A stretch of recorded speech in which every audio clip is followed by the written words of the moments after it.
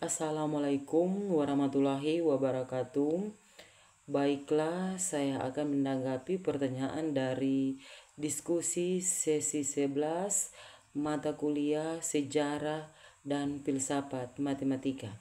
Adapun pertanyaannya adalah, apa saja penemuan matematika oleh tokoh aliran filsafat yang merupakan anti-realisme dalam ontologi kontemporer dan strukturalisme? Baiklah, dalam filsafat matematika kontemporer, dua aliran utama yang menentang realisme ontologis adalah anti-realisme dan strukturalisme. Meskipun tokoh-tokohnya tidak selalu menemukan dalam tanda kutip teorema matematika baru, mereka sering memberikan kerangka konseptual yang sangat mempengaruhi cara kita memahami matematika. Berikut adalah tokoh-tokoh utama dari kedua aliran ini dan kontribusi mereka terhadap matematika. Yang pertama, anti-realisme dalam ontologi matematika. Anti-realisme berpandangan bahwa objek-objek matematika tidak memiliki eksistensi independen di luar pikiran atau bahasa. Adapun tokoh-tokohnya yang pertama adalah Mikhail Dumet 1925 sampai 2011.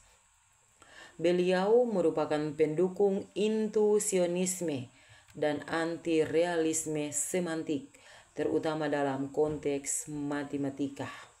Adapun kontribusinya ada 3. Yang pertama, mengembangkan dan memperkuat argumen bahwa kebenaran matematis tergantung pada kemampuan kita untuk membuktikannya atau berbasis bukti. Yang kedua, mendukung logika intuisionistik yang menolak prinsip tertium non datur atau hukum eksklusi tengah. Dan yang ketiga, tidak menciptakan teorema matematika baru, tetapi memberi pengaruh besar pada filsafat dasar logika dan matematika. Tokoh yang kedua yakni L.E.J. Brouwer 1881 sampai 1966. Beliau adalah pendiri intuisionisme. Adapun penemuannya ada 3. Yang pertama, teorema fixed point Brouwer yang digunakan dalam banyak cabang matematika. Yang kedua, beliau mengembangkan logika intuisionistik, yakni tanpa hukum excluded middle. Dan yang ketiga, menolak eksistensi objek matematika yang tidak dapat dikonstruksi secara eksplisit. Yang kedua yakni strukturalisme dalam filsafat matematika. Strukturalisme menyatakan bahwa objek matematika tidak memiliki identitas selain sebagai elemen dalam suatu struktur.